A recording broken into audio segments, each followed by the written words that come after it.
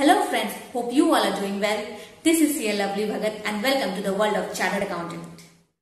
आज के वीडियो में हम लोग डिस्कस करने वाले कुछ ऐसे इंपॉर्टेंट टिप्स के बारे में which will really helpful for you to clear CA foundation.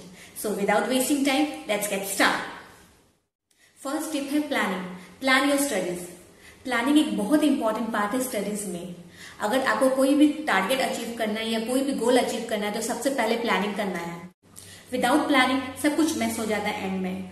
और ऊपर से सीए में इतना वास्ट सिलेबस रहता है कि अगर आप एक गुड और इफेक्टिव प्लानिंग नहीं करें अपने स्टडीज के लिए, एक टाइम मैनेजमेंट नहीं बनाए, एक टाइम टेबल नहीं बनाए, तो फिर you won't be able to complete your course even on the last day of your exam.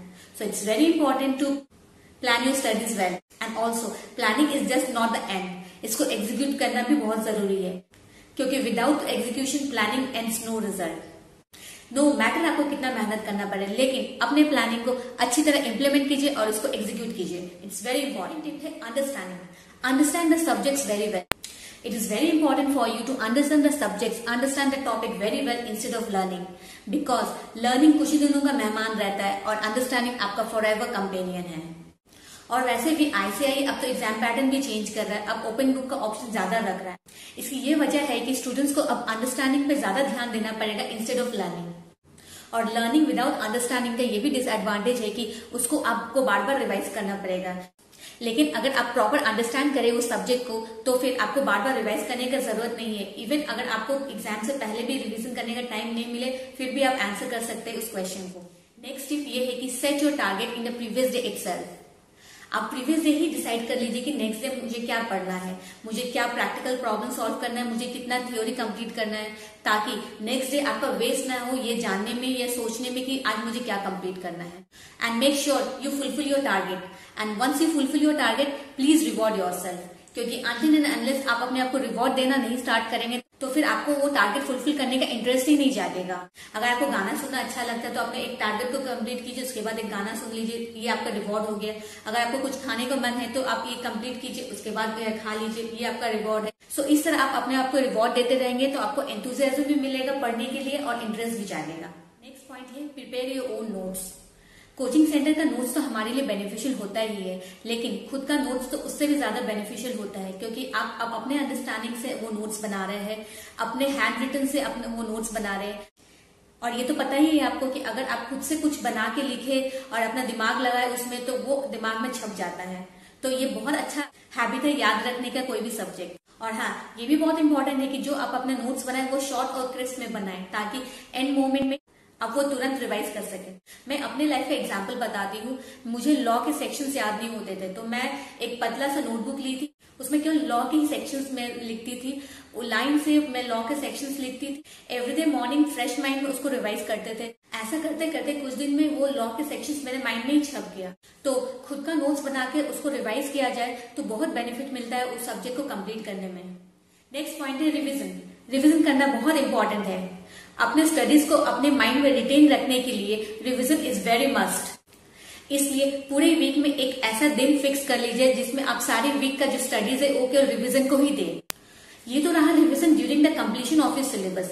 लेकिन once you have completed your syllabus make sure that you have to revise your subject at least 5 times before exam. Yes, 5 times. I know foundation का course बहुत vast रहता है, normally students को time नहीं मिलता syllabus complete करने के लिए, तो फिर 5 टाइम्स रिवीजन कैसे होगा. लेकिन माय डियर फ्रेंड्स, आपको करना ही पड़ेगा.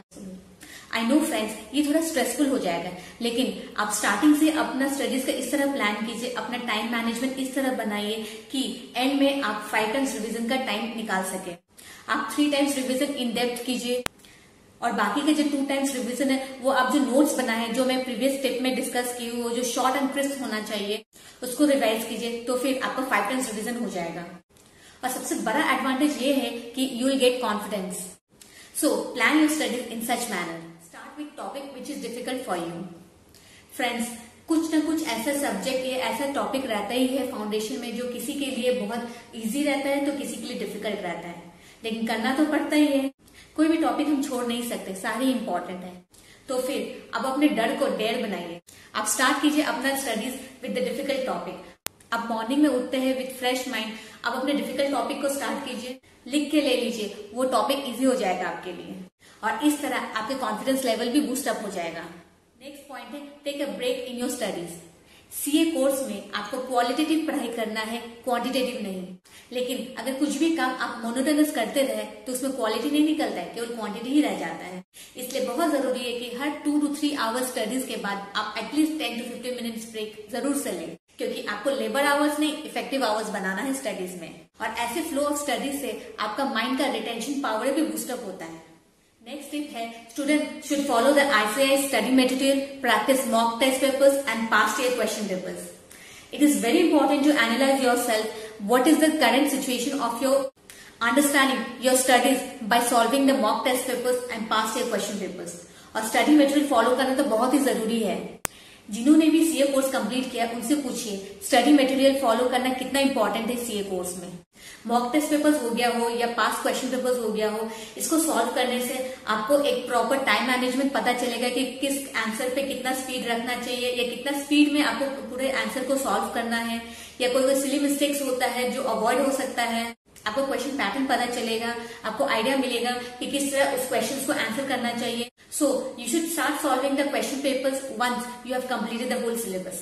नेक्स्ट टिप है stay away from social media, phones और internet, because this is the only mode of distraction in your studies and nothing else. और जो चीज आपको अपने गोल से दूर करता है उसे आप अपने आप से दूर कर दीजिए। And say strictly no to all sorts of entertaining factors. Next tip है stay healthy and sleep well.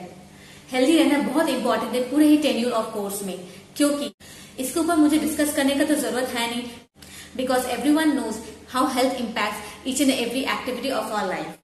So eat healthy, sleep well, at least 6 hours in a day to gain effective hours in your studies.